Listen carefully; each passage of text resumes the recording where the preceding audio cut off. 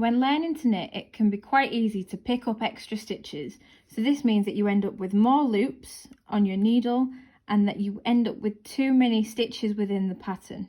So in this video, I'm just going to talk through a few common ways that people can pick up stitches and things that you can look to avoid doing.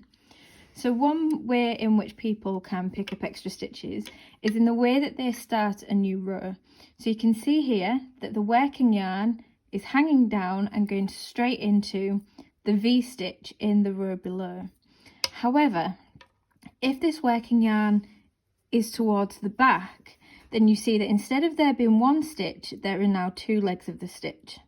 So if anybody goes in to make stitches into both of these legs, it means that you've picked up an extra stitch that will then be included into your work. So it's really important that you keep that working yarn down so that you can only see one vertical stitch going into this V, and that when you do make your next stitch, so here I need to make a knit stitch, that you're only going through that top loop and making your stitch. The next stitch in my pattern is a purl. So just going to bring my working yarn forward. And another common way that some people can pick up stitches is if they go to make the stitch, so in this case it's purl, and I've twisted the stitch up and I've got it on here, and what I should do is slide that stitch off the needle. However, if that stitch isn't slid off the needle, then someone can go and try and knit into that again, and that makes an extra stitch. So it's really important that once you've made that stitch that you slide it off.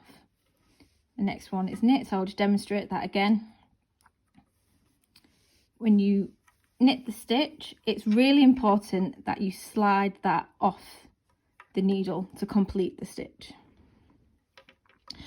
Another mistake that some people can make is the placement of their needle into the stitch. So it's really important that you put your needle through that live stitch that hangs over the left needle so that you're getting your needle straight into that loop.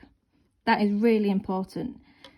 If for any reason you go underneath that stitch, then you can already see that there's an extra stitch now onto that needle. So then when you would go to knit that, you then have two stitches there. So I'm just going to undo that bit and come back out. So again, it's really important that you make sure you're knitting into the stitch on that needle and not in between stitches. If you do knit in between stitches, this just gets incorporated into your work and it's quite difficult a few rows on where that's happened. So make sure that you're paying attention into exactly where you are putting the needle. For this example, I've just made some more stitches, so I'm further along within that row. And the last stitch that I made was a knit stitch. So for this pattern, it is a 1x1 rib. So the next stitch in the pattern is purl. Now, when you're doing knitting and purling and switching between the two stitches, it's really important to make sure that the working yarn is in the correct place. For this last knit stitch that I did, the working yarn was at the back. However, now to do a purl stitch, the working yarn should now be in front of that right hand needle. But to show you how some mistakes are made, let's say for example, I forgot to bring my working yarn forward and I went to make this purl stitch with the yarn at the back. I wrap it round and then I go to twist the stitch off. And what you can see is that this is the purl stitch that I've made, but it's included this extra piece of yarn within this right needle. So when I slide the stitch off, you can now see that I've included an extra stitch. If you notice this when you do it, you can quite easily just go straight back in the stitch below the one that's live on the needle, slip off the stitch from the right needle and undo the working yarn, bring it to the front and then continue to do the purl stitch correctly. However, if you have not noticed it straight away, so let's just redo that mistake. So I've got the working yarn at the back, I've still gone to make the purl stitch and I've got two. And say for instance, I didn't see that and I've just continued with the rest of my pattern. So there's a knit, a purl, a knit, and a purl to finish.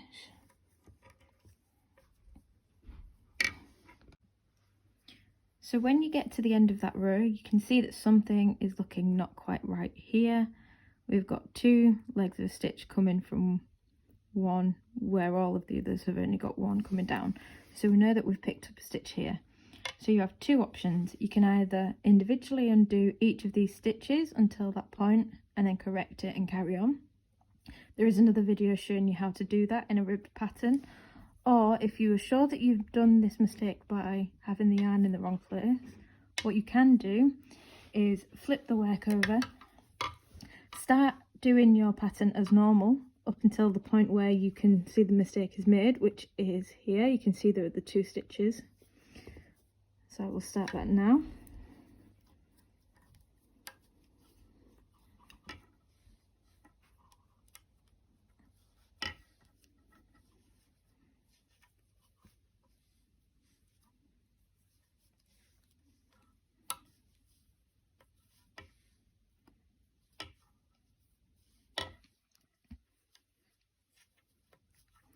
And here we are now approaching the mistake.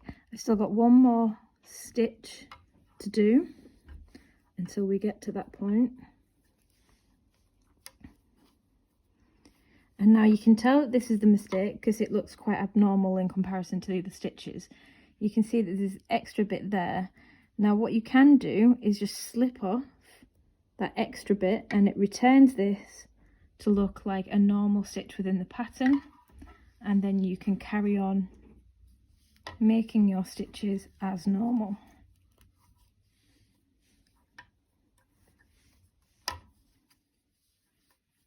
And there we go. So there are a few different ways of noticing how to avoid picking up stitches. And there is one way there that if you have picked up a stitch by having the yarn in the wrong position, of how you can correct that.